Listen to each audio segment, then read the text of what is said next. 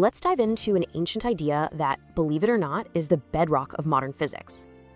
So what if I told you that all motion is just an illusion, logically impossible even? Yeah, about 2,500 years ago, thinkers like Parmenides argued that real change just couldn't exist. Their whole argument boiled down to this: empty space, or what is not, just can't be real. See the problem?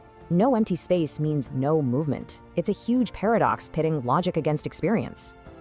But then Leucippus and his student Democritus came along with a totally radical new answer.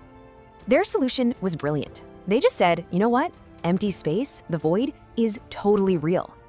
And reality was made of fundamental things they called atoms, which literally just means uncuttable. Now, these atoms were indestructible and eternal. They only differed in shape, size, and how they were arranged.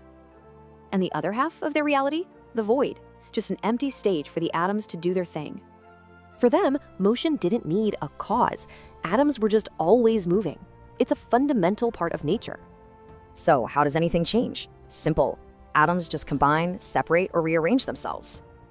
This means nothing is ever really created or destroyed. Sound familiar?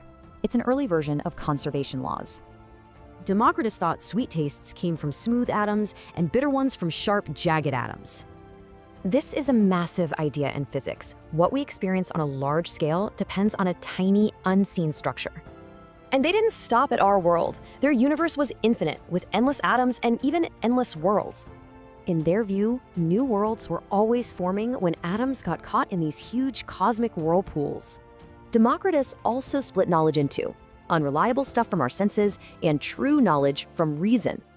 So if this idea was so revolutionary, why are we even talking about it now? Why does it matter? Well, it was rejected thanks to Aristotle and got buried for centuries before being revived and proven right. It was revolutionary, the first real particle theory. It basically became the ancestor of modern physics.